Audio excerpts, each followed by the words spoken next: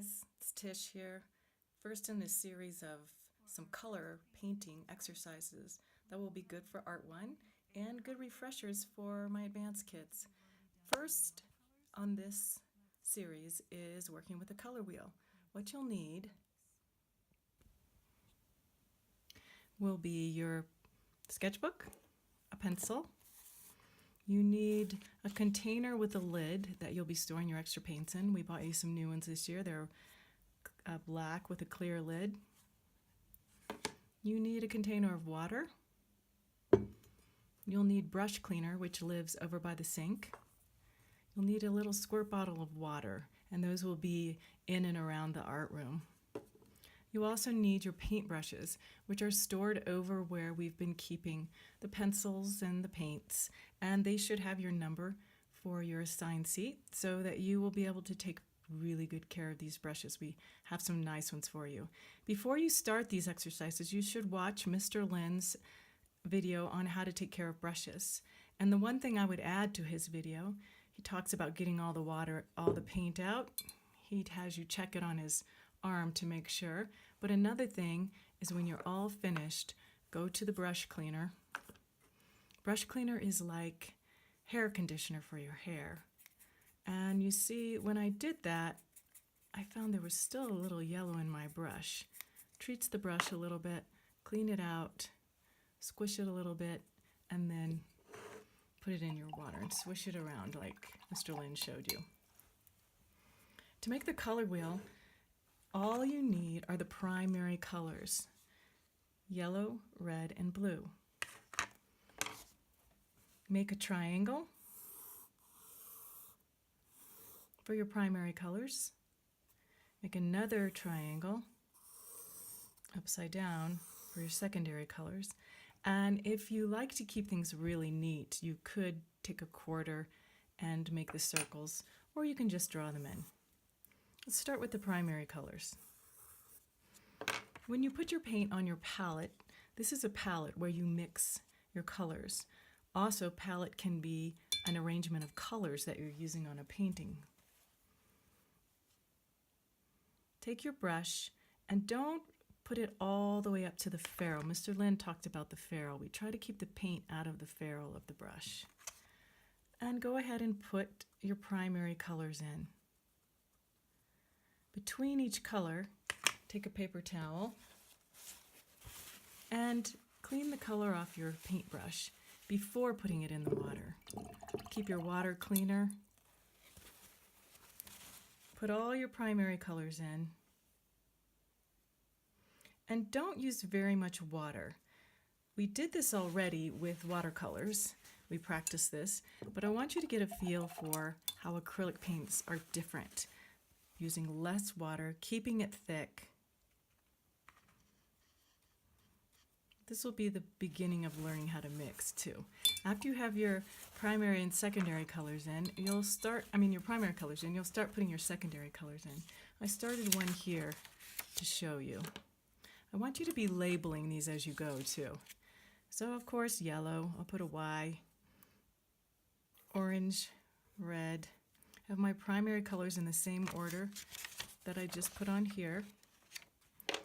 When I go to make my secondary colors, which are on the second triangle, always start with your lighter color. So when I was making that orange, I put yellow on first and started to mix a little red in. Let's work with the yellow and blue, which of course makes green. Take a little bit of yellow, not very much. And I keep going to my paper towel over here and cleaning off my brush. So I don't want to mix the yellow in with the blue yet. Grab a little blue, about an equal amount, and let's see how that works. Mix that with the end of the paintbrush. See if I get a nice green. Now if I go more towards a yellow green, which is what, oh no, that's a pretty good green. I'm going to use that green. Get it mixed up really well. Put it in my slot for the green. Put all my secondary colors in. Then my next step will be putting the tertiary colors in. Remember, you're only using the primary colors. You're not going to go get a tube of green. So I'll take my yellow again, my lighter color, put it off to the side and grab a little bit of my green and mix it in with the yellow to get a nice yellow-green, which will go right here. Then I need a blue-green, of course. So again, I'm starting with a lighter color. I already have a green, and I'll mix a little bit of blue into it to get a blue-green.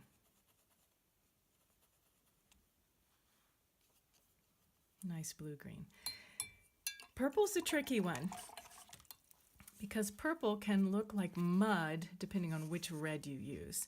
The red I'm using is Cadmium Red Deep, and I'm using Ultramarine Blue. Let's see how that works to get a purple. Sometimes we can't get a straight up purple with these paints we're using. So I'll take my red, put a little blue in there. I want you to try to mix some different purples with the different blues.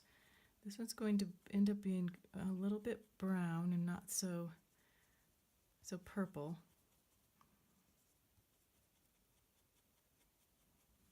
Okay, that's pretty good. Sometimes to really see the purple, you have to put it on a little thin. Look how dark it looks. It almost looks black. So just off to the side, I'm going to make it a little thinner so you can see how purple it is.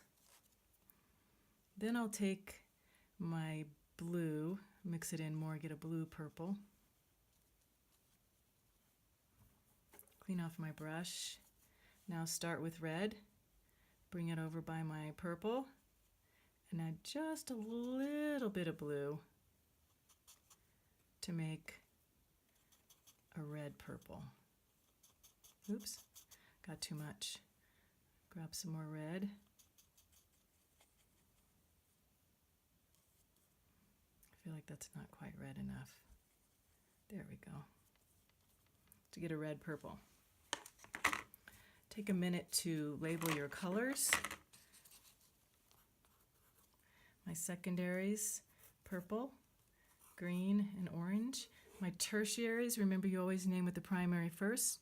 So this is yellow, orange.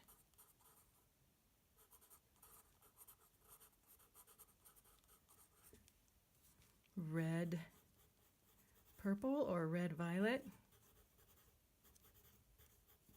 And on around. Blue, purple, blue, green, yellow, green, and I'm missing one here. I haven't done this one yet. This one would be red, orange. Then, very important, remember what Mr. Lynn said about brushes. Make sure your brushes are always clean and dry before you set them down to move on to your next assignment. Get them nice and clean, use the brush cleaner, and what to do when you're all done painting for the day. You have your palette. It has some paints on it. You may even have some palettes down in the container. Give your palette a little squirt of water, even right here. There's not too much on there. You can just squirt it with water, turn it upside down, and it will act like a little terrarium and keep everything moist, and hopefully you'll still be able to use these paints the next day. Also, make sure you have your brushes clean and put away.